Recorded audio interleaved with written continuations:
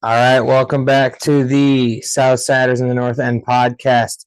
We are here after the Seattle Sounders lost 2-1 loss to the Seattle Sounders. This video is entitled "Not So Sound versus the Sounders." So, like usual, we're going to go through our starting 11, my thoughts, my thoughts on that. We're going to go through substitutions that came in, and then we're going to end with the goals. And I've got one more special comment to make at the very end. So here we go. Our starting 11, we went back to a similar starting 11 to what we had before Markanic's red card. We had Berkey in goal. Hebert was the only change from before then at left back. Nielsen and Parker at center back. Totland at right back. We had Durkin and Blom at the center defensive mid. I'll talk a little bit more about that later. Celio on the left wing. Alm on the right wing, Indy playing that 10, and Klaus all the way up top. And we will get into what we saw. Goalkeeper Berkey. I feel like Berkey's the hardest one for me to talk about. I was never a real goalie. I never really understood how to be a goalie. Never really made a technical save. He had a save off a cross, but he never had a shot on goal to face. That he made a save on. He only had one shot on goal, and the other one was a deflected own goal. So never really had to make that save. However, his distribution was on point this game. He was finding players throughout the game and showed how he was able to do it. There was one ball I remember watching him. He had the ball on the left side of our defensive half. Played the ball on a line, just a rope straight to Totland. I looked over at my brother-in-law and my wife and said, what was that? If our goalie can do that, I feel like some of our big name players should be able to do that as well. I don't know what else to say about Berkey other than he's Berkey. He's always the hardest one for me to talk about. Moving into field players. Left back, we had Kyle Hebert. In my opinion, this was a good change defensively. He's one of our better one-on-one defenders and would be tasked with holding down the fort while Totland moved up on the field. However, we lost that possession and dangerous attack threat from Markanic on that left side. In games past, we'd been focusing on that possession on the left side so that Totland and Alm could run up and back and up and back. But Markanic and Celio would overload and find through balls, 1-2 touches with Ostrak, with Durkin, with Klaus, with Indy, anybody who was over there, make those overloads and overlaps and quick passes. We kind of missed that with Hebert not being in the game, or Hebert being in the game, Markanic not being in the game. Moving over to center back one, Joakim Nielsen, in my opinion, still one of our best, if not our best defensive player on the team. So calm on the ball and does well to manage his time when he needs to. He wins those aerial duels and threats and maintains the back line for the most part. He's got some issues when he likes to push forward and step into the play, whereas he kind of leaves Parker and the fullbacks out to dry. It happens. It's happened a couple times where we've gotten burned and scored on. I could even think about their second goal would be a time that kind of happened. He stepped up and left Hebert, Parker, and Totland. Not even Hebert, just Parker and Totland left them out to dry. Parker had to half step, left Totland by himself. Ball went through between them and in on goal. Center back two, Tim Parker, a St. Louis boy through and through, high defensive work rate, and has a desire for our team to win. The only thing that I can say from this game for Tim Parker is I just want to see better possession. So many times he missed the pass. He was off the mark. He just missed where it was supposed to go. He missed. Maybe it just hit his foot wrong. I don't know, but he missed a bunch in this game. I mean, let me know your thoughts. I thought he missed a bunch of easy passes that could have put guys through. Right back, we had Totland, another extremely solid game from Tots. Stamina and fitness is astounding, and his ability to run up and down the field is fun to watch. Arguably our best all-around player. He has one of the best touches on the team. He's able to find balls. I wish his services were better this game. I feel like that would have helped Klaus and Thor when he got in. help them find the back of the net a little bit. But not every game is going to be perfect. He still played extremely well. Did well to do his job. He let Jordan Morris, probably arguably their most dangerous player, short of Ruidíaz, just run right past him, which sucks to see, but it happens. You make one mental lapse and you make that mistake, and boom, he's gone. Moving into the center defensive mid, we had Durkin and Blom. I love both of these players so much. I just do not want to see them on the field together, both playing the central defensive mid position. Because they're so defensive minded that we don't have anything going forward. What worked with Durkin and Ostrak is Durkin was super defensive minded, and Ostrak would carry the ball and break lines and find passes. Unfortunately, Ostrak took a knock on Friday, from what Coach said, and we ended up with the best case scenario because Leuven's not quite ready. Durkin, 75% of the world is covered with water, and the rest of the world is covered by Durkin, especially at City Park. Although it's not always a positive. Sometimes he gets struggles to rein himself in and possess the ball and find the high flying players. There are a couple times in this game where it felt like he pushed himself too far up and left Blom out to dry, and he maybe he just did not seem to understand that he could go forward, but he didn't need to push that much. There were a couple times he was higher than Klaus and left Blom to deal with their three central midfielders all by himself. Just little things like that Durkin does that I don't quite get. He did a lot more versus Seattle when he had somebody who was super defensive minded behind him. Just not anything super bad, just a complaint from the game. Blom, still a ball winner. It's really all. I'd love to see Blom transition maybe to that left back position if we still need one. I like him in the midfield, but he needs to improve on his passing, getting the ball out wide. That's where we're dangerous. Probably Blom's worst attribute is his mid to long range passing. He's really good at that short passing range, like Michael Bradley back in the day was really good at that short 1-2 touch right there in the circle. Whereas once we get past maybe 10, 15 yards, that's where we start to struggle. I'd love to see Blom improve on that and really show that he could do it, because then I feel like we are dangerous from back to front. But that's a wish, just something I saw from the game. Also could be he's not quite back in game shape, and he was asked to do 60 minutes today, 62 minutes today, something like that, 60-something minutes today. And it's hard to ask somebody to be super clinical in their first big minute game. Moving up into the attacking mids. Right wing, we had Rasmus Alm. I thought he had a mediocre game. He played well in the first half, but disappeared in the second half. He always helps that counter press, but he disappeared in the attacking third this game. I watched the game back today, and I was unimpressed with his positioning, with where he was set up to receive the ball. Granted, he was playing striker at that time rather than right wing, but his services weren't as good as they have been. I don't know. You guys let me know what you think about Rasmus Alm. I thought he played mediocre. I'm not saying he played poorly, but it wasn't his best game. Passing was kind of off. He didn't take that many passes. He didn't make that many passes. Yeah, I don't know. There was nothing really standing out for Rasmus Alm on either end. Nothing super good, nothing super bad. So that's where I just said mediocre.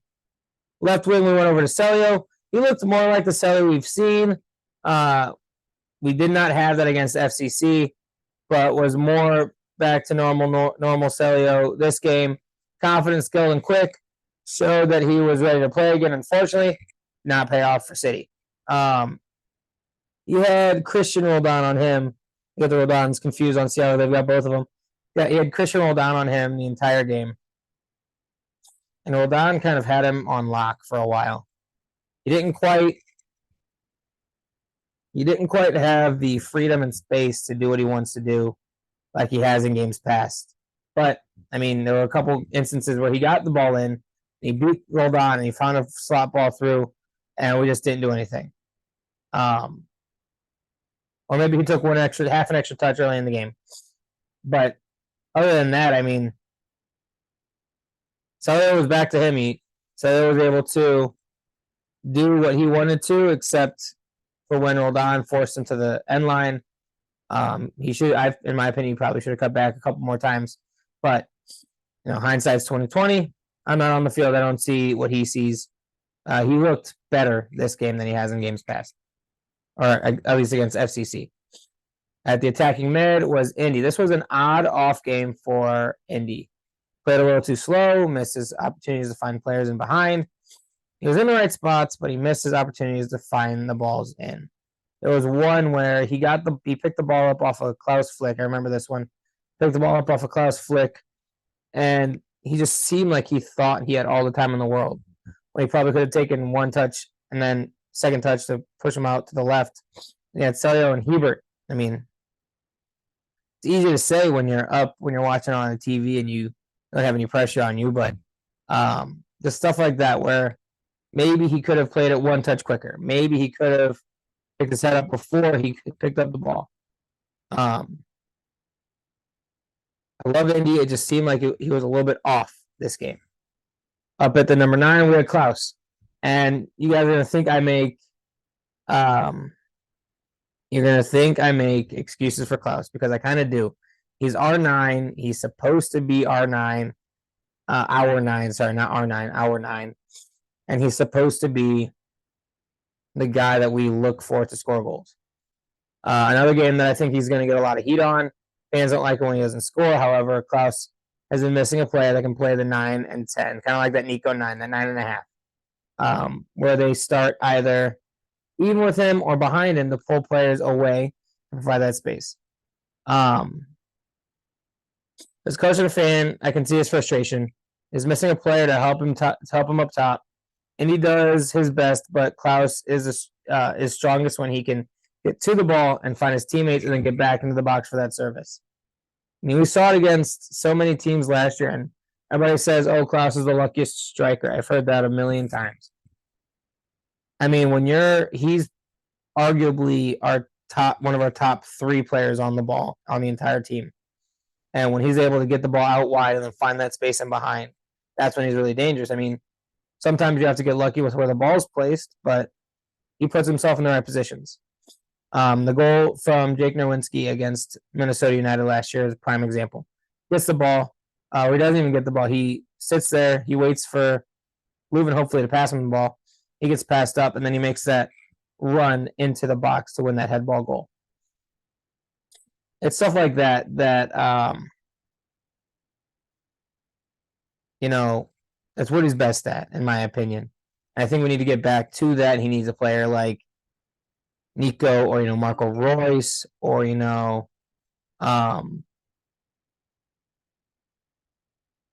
Cedric Teuchert, possibly. Players like that to help him get in behind. All right, guys, we're going to move into the substitutions. We have only 3 subs this game. In the, I don't even remember what minute it was, but Thor came in for Indy in like the 50th minute, 55th minute, something like that. I didn't have a problem with the sub. Again, like Klaus, he gets a lot of flack for not scoring. He was dangerous the entire time he was on the field. He did well to get in behind and attempt to find the ball into the box. He had one shot that was blocked and a few passes that were blocked on good sliding tackles. I like Thor. I like the way he plays. I think he plays smart. Maybe he should get the ball off his foot quicker. He definitely should get the ball off his foot quicker. That seems to be a common theme with our guys up top, is getting the ball off their foot maybe one step quicker. His positioning is always good. He's really good in the air. I don't have a problem with Thor in that situation, especially. And then AZ came in for Blom. I feel like this was a necessary sub. Blom wasn't quite to 90-minute game shape yet. We needed a spark, and AZ can be that spark. He's able to run and connect up with those up front. And timing seemed a little bit weird That being said, I understand why it was so late. We didn't want to make anything super change, any big change. Sorry, because we were only down 1-0 when he went to make the change, but then Jordan Morris scored and we immediately went down 2-0. We did have a lot of momentum at that point, so you wanted to keep that building. Now for the piece that I think if Jordan Morris doesn't score there, and we get Leuven in, we ride Leuven and the energy that he brought to a win this game. So Leuven came in for Alm. It was an incredible moment for anybody who was at City Park. It sounded incredible when I watched it on TV, and immediately took over the game. You saw immediately he went straight for the ball, asked for a quick touch, passed it back, asked for another touch, and started to dribble. Beat a man, got fouled, and then he just kept on spraying passes left, right, and center. He was finding people, putting it on their feet, just continuing to do what Leuven did all last year. Clearly we are here for Leuven as a person, as a man, as a city. We're here for Leuven, but it's good to see him back doing what he loves. That being said, he didn't do enough. The spark didn't provide enough because we're already down 2 goals.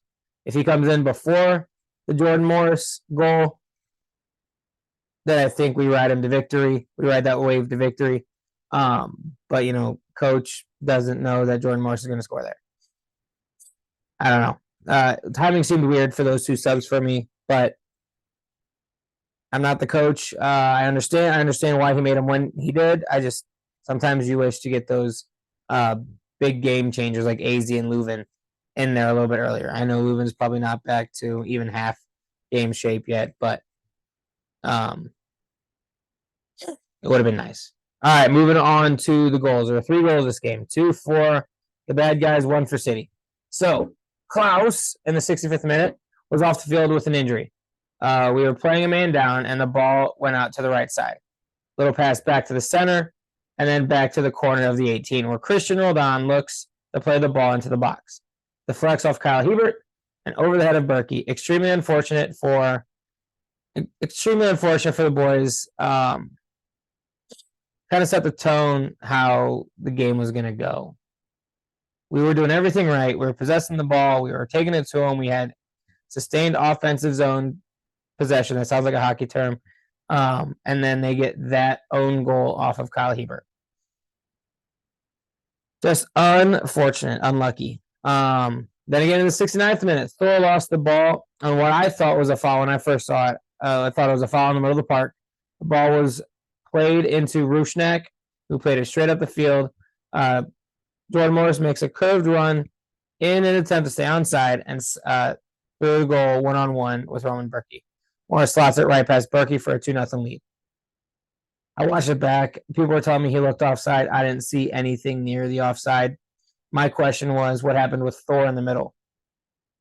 Because the new rule is, if there's contact, even if you get the ball, if there's contact in a foul away, then it counts as a foul, And it sure seemed like it, but that we didn't get the foul. They scored the goal. We went down 2-0.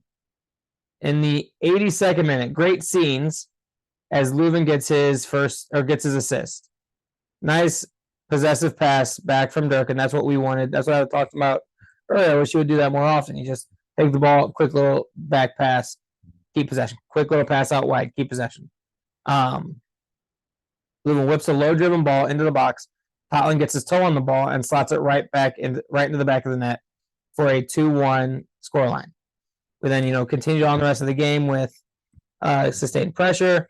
Klaus hits the post in the 95th minute, where maybe an inch to the left and it's a goal. Frustrating way to end the game. We had sustained pressure. I wish we would have had that type of pressure from the word go, from the first whistle, but you can't sustain that for an entire 90 minutes. So that's all the goals. And then the last but not least, I don't know if anybody saw on the app tonight, on Monday, May 27th, Memorial Day, they posted a video with a Hanover scarf, as well as the picture that Cedric Toykert posted to his Instagram story on the app.